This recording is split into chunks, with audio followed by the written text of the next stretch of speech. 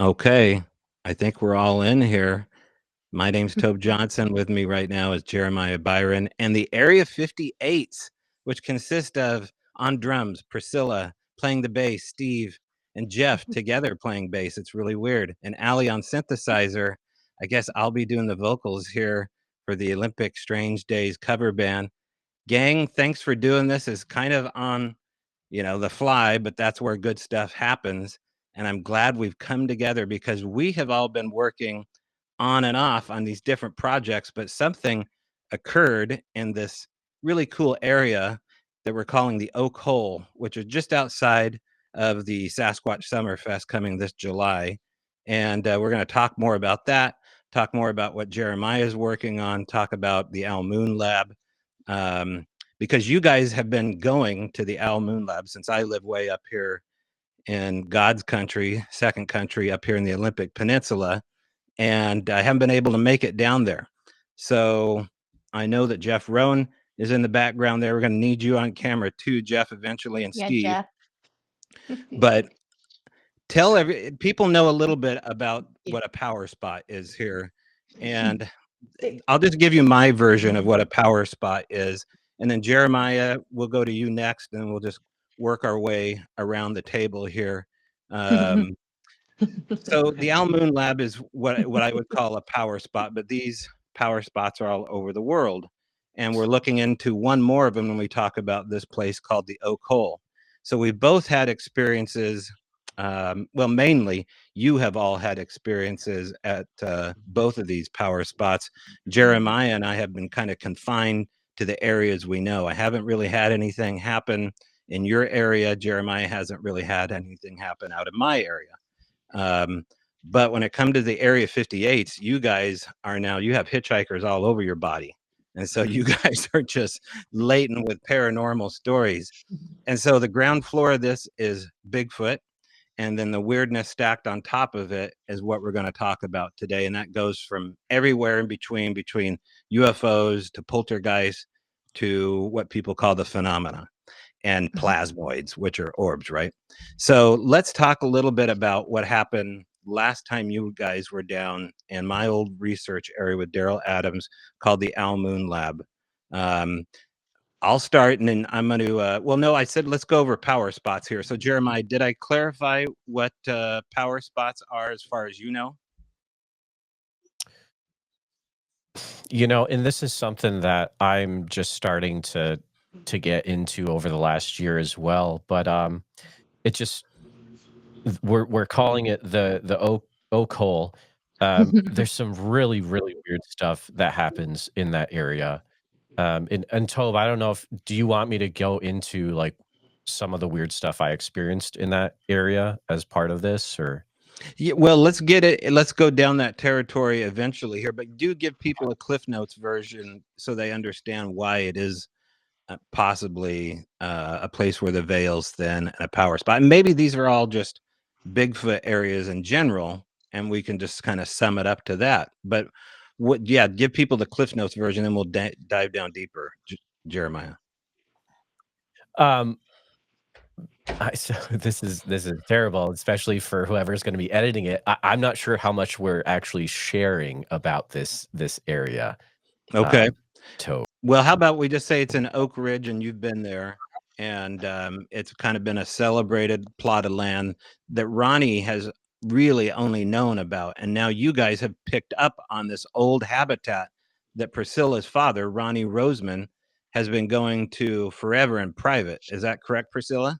Yeah. He's been researching the area for over 10 years now. Okay.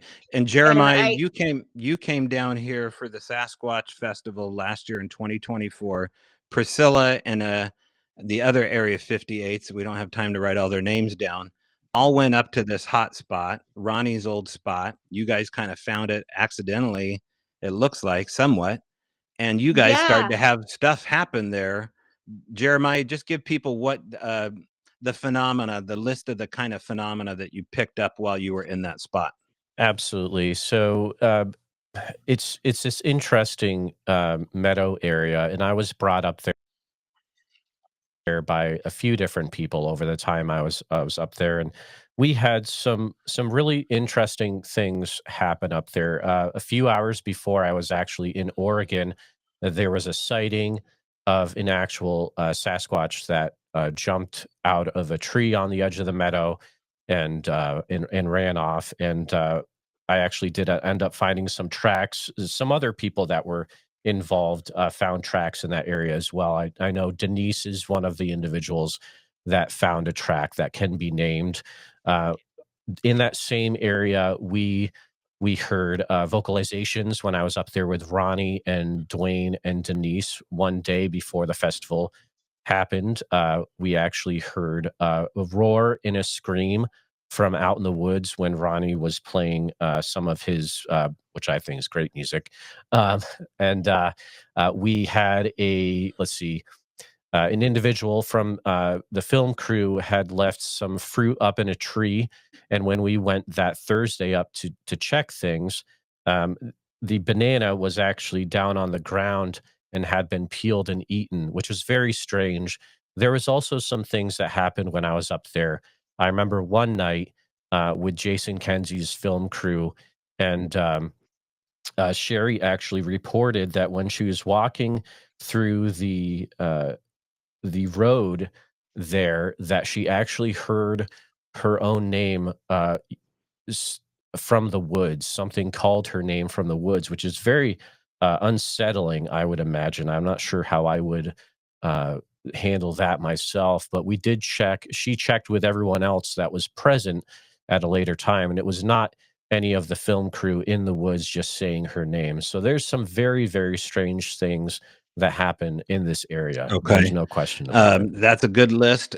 Priscilla, things have happened to you in this area as well. Go through the kind of checklist of stuff that has happened for you. So this was kind of bizarre. So my dad was very secretive of the spot. He still is. He left it for a few of the researchers that came up for the Sasquatch Summerfest and showed them, but he wouldn't even tell me where it was, and so, but me and my husband, we do morning drives with our coffee and we go out in the woods, and I felt called to go up this road, and I was like, turn around, I want to go up there, and never had been there before. And it's like I was drawn to it. Mhm. And I'm like, okay, we have to camp here tonight, and I want to go get my dad. We got to go tell him about this spot. It feels so squatchy. And so I go home and I get my dad. I'm like, you got to come up. He's like, oh, okay. It's like, I bring him up there, and he's like, who told you? I'm like, told me what? He's like, no. He goes, seriously. He was who? I'm like, oh, whatever. I thought he was messing with me. And then he goes out, walks into the woods, and grabs his gifting bag. And I was like, what in the hell? It's like, I don't know. So I've been told that that's called being zapped, or that it was, I guess. Well, I just love the paranormal fact that you kind of, use the word that you were called up there, which is a lot like, like the old Odyssey when the sirens are calling you to your own demise. And here it is, kind of a family lineage thing. And Jeremiah didn't tell you. Okay, so you've had kind of everything under the sun starting to develop as far as like the things Jeremiah has described. Now you're confirming that along the way here. And we should mention, this is less than an hour from your back door. So it's not like you have to drive for hours and hours to get there. It's probably less than that. We can get up there in about 35 minutes. And that's with driving like 30 miles an hour. Okay. And Allie and Jeff, you guys have now been up there, and you're confirming that this spot is weird.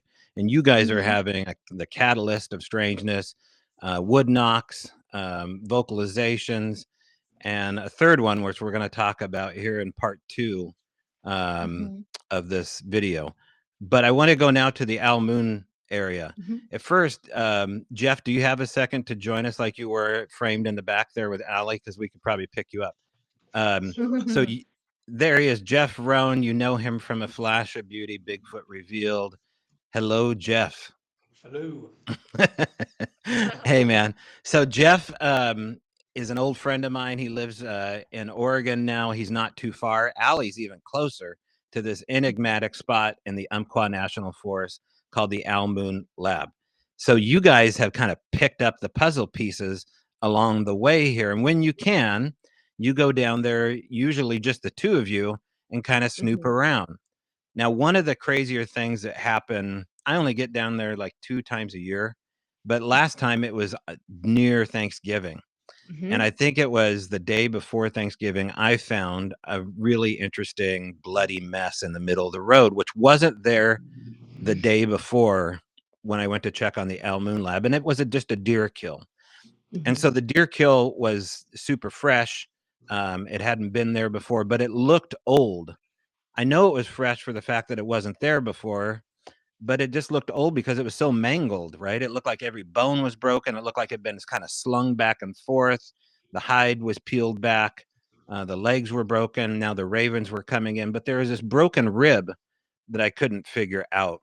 And so Steve, who is husband of Priscilla, who's an ex-police officer, still a police officer in my mind, went kind of, into investigation mode.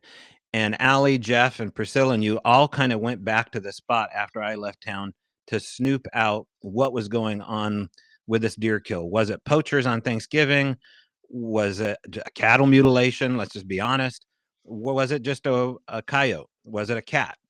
So what did you guys think of when you arrived at this spot here? Because we really never found animal kills in the wild like that, if they were related at all. But you guys wandered into the kill. And what was your initial impression? And then talk a little bit about the strange company that followed. It's talking to me. Yeah. Yeah. What did you think? Let's start with you, Steve. Well, like you said, it was odd. It seemed like it had been dead. Move the camera a little bit towards Steve if you can, or can he position himself? There you go. Perfect. Thank you. Like you said, it seemed like it had been dead a while. I was surprised to find out that it was recent. Right. It's a mystery. We cut a piece of the rib, and we cut out a piece of the hide because there was a hole on the backside of it. The hole looked really round. I don't know what caused it. I don't know if it's normal because I've never flipped over a dead deer to see what the other side looked like before. But I can't imagine what would have caused it. So to me, it remains a mystery. So could it have been a round that you didn't recognize? I mean, was it shot? Is there a possibility it was just shot and it blew out the rib? I mean, there's no way to know for sure. Typically, if somebody shoots a deer, they take it. Okay. The back straps were still there, which is poachers will kill a deer and take the back straps and leave the rest of the animal to rot. That wasn't the case here. It was odd. Wasn't the lining of like the hide where that hole was like it was very clean, right? Versus being kind of like the hole on the backside. When we flipped the deer over, there was a hole that was pretty. I won't say it's a perfect circle, but it was pretty close to a perfect circle hole in the back of the deer's hide, and it looked like it had been cut with a razor knife almost. I mean, it was a really clean hole, and so I cut a portion of that out, just in case we want to look at it again or test it, or I don't even know how to. I wouldn't know how to proceed with this actually. Right. Yeah. Waiting. I know. Proceed with caution, Steve. Okay. I should have called Linda Moulton Howe. Yeah. Okay. Then people arrived. Just give some detail on the people you found at the site and what they had to say in and around that deer kill at the Owl Moon Lab. So that was the couple that heard. Oh yeah. Yeah. Describe whoever feels comfortable here. Jeff, were you there when this happened too? No. Okay, Mike. What did you discover with these people? What did they say? Okay, so we were. I'm sorry. I said Steve, Priscilla or Steve. I don't know. I don't know who Mike's Mike right in front of us. I always call you Mike, Steve. So I just want to add that the deer kill, it didn't stink, and it certainly looked like it should have stunk. but I don't recall any smell Mhm. coming from it or anything. Yeah. So that was kind of odd. But when we went into the area, we didn't know what Alicia drove. This was going to be the first time we met her up there, and so we stopped because we saw a car up there, and we thought maybe it was her, and it wasn't her. It was some other couple, and then they drove back by us, and they just asked us, "Hey, are you guys squatching?" So we thought, "Oh, are we that obvious?" You know, but um, I don't, What they heard up before. I have no recollection of that. Okay. So, do My- you my- remember? My brain is sapped. By the So number of that. when they stopped, they were like, "Oh, is that a gifting stump? Are you guys squatching?" And we're like, "Oh, oh yeah," because it was kind of obvious, that I mean. No, we're playing with toys. Right. Yeah. Priscilla's crawling on the ground with plaster on her hand. No, Yeah. I'm And making crepe. Yeah. so Yeah. I'm like, "What?" Yeah, we're this is a spot that we're checking out, and it's a gift and stump here, and they're like, "Well, let us tell you what we heard this morning. We heard some really strange howls, and we think that we had encountered it." I sent that video to you, I believe, Yeah. Yeah. Yeah. of our Okay. conversation back and forth. Mm-hmm. But So they yeah. thought that they heard sounds, but it had nothing to do with the deer kill. It wasn't Yeah, as though they weren't parked next to it and got out and look at the deer and then they hear monkeys in the tree. That's what I. It was like right before you guys showed up, I think they mentioned hearing what sounded like, monkey sounds kind of just Okay. above where this deer kill was. Okay. Yeah. And then they had ran into us lower down closer to the main Almoon Okay. location. And I just have to add too. So meanwhile, while we're up here at this gifting stump that's closer to the road, I had an audio recording going down below in like the proper Almoon wilderness location. And I captured, it's difficult because it's really hard to hear unless like even enhanced, you still have to wear headphones. But I heard when they're coming down the gravel road closer to where we are, and we were silent at this time, no one was talking. And they didn't start talking until they had reached us and rolled down their window and kind of gotten out or asked us what Yeah. we were doing there. But so before all that talking happens, I captured an EVP, what I believe to be an EVP, that says that's dangerous, but there's like a reverb echoing like wah wah wah sound behind it.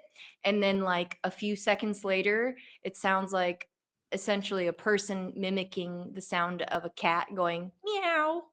Oh, So it I was don't know if I've heard that, yeah, but that sounds very typical. yeah, it was odd. Okay. And I think I tried sending it to you, but it's so hard to hear. Yeah. Yeah. It's just I easier need if to we're work all in on if we're all in the same town at the same restaurant sharing stuff. It's easier that Yeah. way, but this way is harder. Okay. So now Mhm. we're kind of caught up on things that I wanted to know. We haven't been able really to tie those pieces together. I don't have any videos queued up for that. But what I did want to get to here has to do with Jeremiah and this recording, possibly from Andrew. But I also want to get to the video that you recorded, Allie, with Priscilla, and then Jeff and Steve and your son, I believe, are in the background here. There's even audio of your father, Ronnie, complaining that you found a spot, which is such priceless audio. I haven't heard it since you sent it to me that one time, but it's exactly Mhm. the way you described it. Like, who told you? Yeah. With We total get a fair contempt. amount of enjoyment out of that. Right. Yeah. Okay. So here's the deal is that let's go back to this place called the Oak Hole, because now we brought our attention away from the Almoon lab. You guys are now going up to Oakridge, which is about an hour farther, right, than you Mhm. usually. And for Jeff, this must be Jeff Rowan. This is over an hour drive for you to get up to this Oak Hole, right? Yeah. Okay. So how is it, 2 hour drive? Yeah, basically. Okay, so about an Mhm. hour for Allie, 2 for Jeff, and then less than 45 minutes for Priscilla and Steve. And so you guys, you go up there kind of as a group for your second or third time, right? And this is kind of like a nice fall day. This is before Thanksgiving time frame, or no, this is after Thanksgiving. And describe what happened just when you before got into Christmas. this location. Yeah. Yeah, it was just before Christmas. So it was the four of us, and we also had Ronnie, and then my mom actually joined in on this trip too. And we all packed into their van, the Scooby-Doo van, and Mystery machine. yeah, the mystery machine, yeah. And we had spent a pretty good amount of time up there in like the different meadows, and we walked kind of down the trail a little bit. And my mom and Ronnie got back in the van to warm up because it was pretty cold. And I think Jeff and Steve were kind of talking on the road. And then I had asked Priscilla about the meadow that Jeremiah had mentioned, that there was a sighting of a Sasquatch jumping out of a tree and kind of running from left to right. So it was that meadow. And it's also the direction that Ronnie will refer to as their kitchen. And the moment we got out, I was very drawn to that area. So I asked Priscilla if we could go back there and just kind of check it out. I wanted to walk into the tree line. And I don't know if you want to kind of talk about how your phone acted up.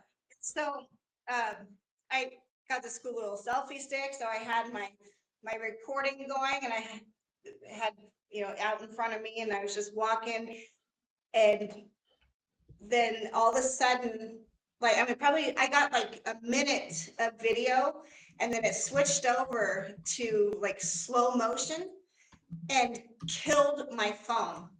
So it like took a 1 minute video and turned it into a 26-minute video, just like that. And then my phone said it was at full capacity. And I was like, oh shit, Alicia, my phone just stopped. You want to start recording? And she's like, oh, okay. And then my phone just completely went on the fritz. I have like 4,000 photos. All of them were blurry. It fried. Okay. And this is all kind of typical too, to be in a power spot and have your electronics drained or messed with. So now you're checking more boxes along the way. But Allie's like, she's a burgeoning camera woman here, and she's got her phone going and she's recording, and things are happening. You guys are walking in the woods, and Steve and Jeff are back there kind of whooping. You guys are like, you're trying to elicit sounds and responses, correct? You guys are whooping in the background. Yeah. Well, Did you try a couple and then? No, I didn't whoop there. It was before, It was like 20 minutes before, when we okay. were in the Okay. other meadow, when I was doing the whooping. So we tried some after we got action, I think. Mhm. I remember doing a couple Yeah. out Oh, there. yes. So once her phone died, I was like, don't worry, I'll turn mine on and we'll get, the recording still going. And we were just kind of looking around and noticing kind of some interesting potential stick structures, and some rhythmic knocking just starts happening just on the other side of like this thick brush. And I mean, how far would you say that was in front of us? Like, if you had to guess.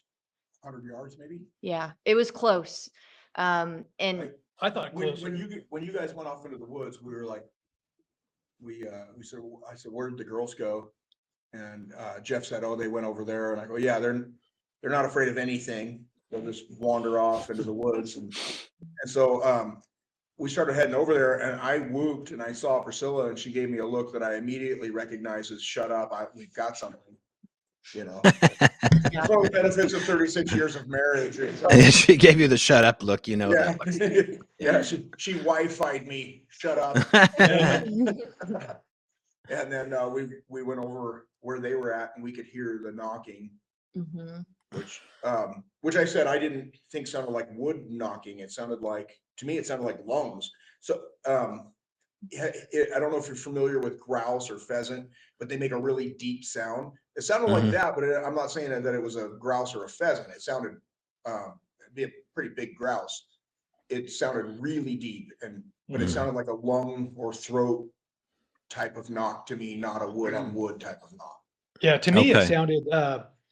it sounded like it was hollow, Mm. yet really full at the same time. It's really hard to explain, but Does someone have that queued up on their phone that they can play on your mic? Because I have a limited capacity here. If someone, Let's while we're see. talking here, can find the wood knocky sound, place it over your microphone to give context. Yeah. That would be really cool. Yeah. Okay, so you guys are getting, someone look for that sound here, and I'll Mhm. talk while you find it. As you guys are filming, Allie, mainly here, this is the camera footage I got. It's raining a little bit too? Yes, and you Okay. can hear the droplets coming down, and I do want to point out too is that so it happened again. I think when you guys all met up with us in the part in the 'cause I woods where heard we like were. 15 or 20 of these knock sounds. Yeah, and I had said out loud, I said, "Thank you. Can you do it again?" And Mm. then it did it. I didn't expect it to happen again, and it Mm. proceeded to give us another set of that rhythm knocking noise. Yeah. And I think it's interesting what Steve said, because it does have kind of, it has this uncanny sound of I definitely understand what you're saying as far as it sounding biological, but it does have kind of this Louisville Slugger sound thrown into it too, where you can kind of, your mind goes to wood. At least mine does when I hear it. Which, if you've ever heard these, these sounds and looked at these sounds at the same time, they're in totally different areas as far as where they strike on spectrogram, but they do have this uncanny thing. And I think it's important for the fact that you guys had audio equipment going as soon as you were able to, because what we're going to talk about in the next chapter here, we're going to actually take a break now, and then we'll come back with part 2. We're going to talk about the audio that Andrew and Jeremiah presented to me. I haven't met Andrew yet, but Jeremiah sent me this audio. And it's your time down there, Jeremiah. This would be circa July of last year, right? And I'm just discovering this audio along with you here as you're reviewing it. You guys are recording some September, 4 months, 5 months later, and you're getting inexplicable audio. Only you guys are hearing it. The sounds that Jeremiah sent kind of came across as an EVP with some other stuff. But for you to capture some over 30 wood knocks, right? Like you guys were hearing consistent. It was just like it was like a Tommy gun going off. It wasn't a woodpecker sound. Can we all agree on that? Definitely not a Yeah. woodpecker. Okay. So you're either being hoaxed, it's a giant grouse, or someone else is Bigfooting and didn't know you're there, and they're also doing it. But do you guys have any? Well, let me ask you this: do you think that there are other people out there Bigfooting close to you? Nope. No. No. Okay. No, the end of the road, we're Mhm. not far from the end of the road, and so there's nobody. It's Okay. all wilderness. Okay. Up past the meadow through the trees, it just drops off Mhm. straight Okay. down, right? And All I right. think If there was a person, this isn't an area that you can walk through silently. You earn every step. yeah. If it was a person, we would hear them leaving. I like that. Earn every step. Okay. While you guys see if you can find the wood knocky sound, we're going to take a break, come back here for part 2. And then I want to talk to you about what I think I might have discovered with the audio that you captured on video, Allie, and the audio that you shared with me, Jeremiah. All right. We'll be right back. Okay. We're back from our potty breaks here. All right. So Area 58's are with us. Jeremiah still down here in the lower left-hand corner on my screen. Now, Steve, you were saying earlier that these reminded you of grouse sounds. I'm wondering if that wasn't for the fact that you guys could feel the sound happening as much as you could hear it. Was there a sense that you could feel it? Because you sure can with a grouse. Yeah, that's what it reminded me of, was that deep bassy vibration. It did not sound to me. So keep in mind, I have a lifetime of gunfire and artillery with Army and police, so my ears are different than yours probably. to me, I did not hear a Louisville slugger type sound. I heard the deep vibrating bass sound that you get with like a grouse or a pheasant when they take off. That's that you feel it as much as you hear it. That's the sound I was getting. And the interesting thing about the sounds too is that they were some of them were very fast, as were like isn't a more of like a pheasant or a grouse sound or even an owl. It has a rhythmic sound that gives kind of like a little pause. I thought I remember these kind of coming out like a Tommy gun though, like a dun. Was there that quality to them, or were they more of a possible animal? Well, What do you think? I mean, I've heard grouse and pheasant make that sort of rhythmic sound, but not at that level. That, like you said, a giant grouse, that's an understatement. It would have to be a pretty giant grouse. Right. I've never seen 1,000-pound grouse. You know, I mean, I suppose anything's possible. But that's what they say too, Jeremiah, right? Like 1,000-pound owl. This is the way that Moorhead yeah, all the described the time. stuff of Bigfoot, right? It would sound like an owl, but 1,000-pound one. Right. Yeah. So me and Priscilla, we spend every moment that we're not at work, we're in the woods, drinking our coffee, hanging out, we collect moss, we do all kinds of things. We're always in the woods. And I've not heard this before. I've heard grouse, Interesting. I've heard owls, I've heard woodpeckers. I've not heard this sound before. Okay. What about you, Roan? Did you hear this at all? What was going on where you were at? Yeah, I think after Alicia said, hey, can you do that again for us or whatever it was you said? Then I heard probably 15 or 20 more, and they were more, they weren't like bam, bam, bam, bam, bam. It was just real, it was like one after another, after another, after another. Sort of rhythmically fast, but not super fast. But like I said earlier, I've heard wood knocks before, and I've heard machine gun style wood knocks before from two different spots going back and forth. But these wood knocks sounded different. They sounded, like I said, they were like more hollow, but heavy at the same time. So to say they were coming from the lungs of a being would actually make more sense from what I thought I was hearing, if that makes any sense. Yeah. Any take on this, Jeremiah?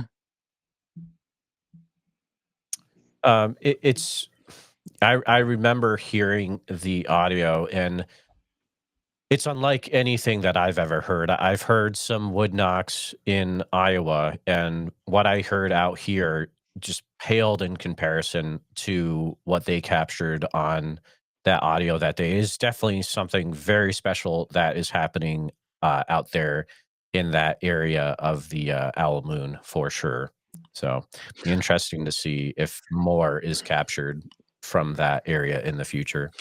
Okay, and these sounds here, just to be clear, these are from Oak Hole, right? That we're talking about mainly. But now this, I mean, but you're right though, Jeremiah, for the fact that now we're going to talk about similarities of these two power spots, and we'll get into the audio at this point here. So, Allie, you're recording on your camera. You don't have your Tascam, or do you have your Tascam rolling at the same time? No, I was just recording on my phone, and that was all I had on me in that moment. Did it have an external mic plugged into it, or was it plugged in Mm-mm. into anything? No. Okay. No, it was raining, and so I decided not to bring out like extra devices because I didn't want my camera or anything getting rained on. And as far as Andrew's recording, Jeremiah, was he recording with his phone or an audio recorder? Do you know?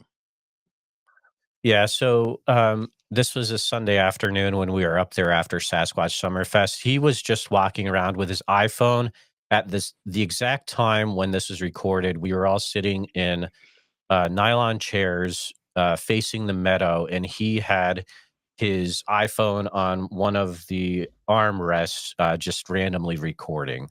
And I had watched his videos. He hadn't even looked at him, and I was like, whoa, what is that? It's Now, was it nuts. recording video or was it recording audio? Did he hit the audio recorder? Was he just recording video that brought in the audio? Yeah, that's a great question. So he was just recording video but the way that it was being recorded, it was like something covering the screen area. There was nothing on video, but the audio, you could clearly still capture it. Oh, wait, hold on. Are you using saying the- that this was a blank screen with audio on it and no picture? No, I mean, there was stuff on the screen. It just Okay. wasn't like a picture of the meadow. Yeah, Okay. it was like imagine if you have the phone laying down on a table, but you also had the camera going. Well, you're going to be capturing maybe Oh, what's on the Got table. you. So It's he gonna be all zoomed out of into like the focus, coffee right? stain and the cigarette burn. Gotcha. Right, Okay, pretty cool. much, yeah. Okay. But still got the audio. Okay. And meanwhile, so this is July. Now we're moving forward to Allie sometime in December. She's recording at the Oak Hole in Oakridge with her camera. You guys send me a batch full of video footage of what sound like mainly wood knocks and the fellas in the background doing whoops, kind of unaware of how much action the girls are getting, only separated by what, less than 1,000 yards, less than 100 yards within eye shot Less kind of than deal. 100. Yeah, it was close. Yeah. Okay. So I get the audio. Jeremiah and I kind of leap into nerd mode and start breaking it down, in my case, on Audacity and Spectrogram. And the way I like to do it now is I like to look at it mainly in the grayscale. And so let me bring this up and let me make sure it doesn't just go. Okay, so now my dog's barking out here. So here's the breakdown that we're going to review here. This is what we're looking at here. Jeremiah, you help me steer where things are maybe going wrong or right in my mind here. So this area right here, the spectrogram is looking at the hertz level between 20,000, which in this case doesn't exist. It's 12,000 to, I believe, 18,000. And so everything down here below 12,000 to the zero out at the bottom. Can you guys see my mouse at all? No, you can't. So I'm showing things with my mouse to me, but you guys Yep, can't see it.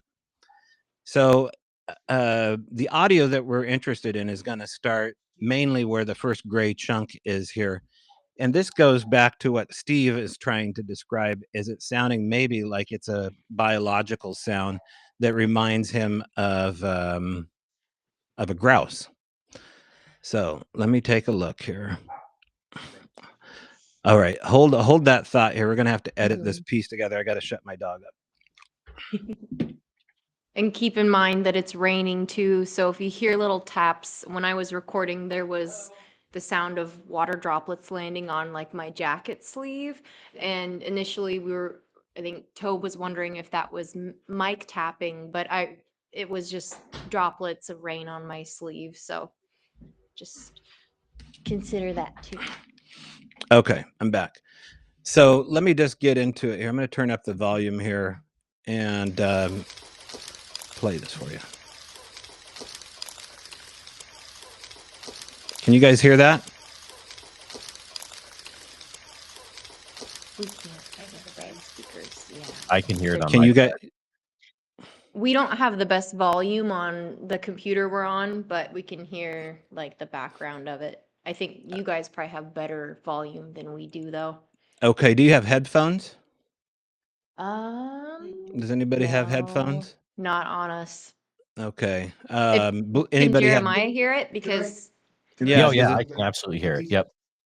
if you See can if you hear have it, some headphones here, and I want you guys to hear this because Can I if just add real quick that this was not a faint sound. In person, this would have woke you up. Mhm. okay, gotcha. Wow.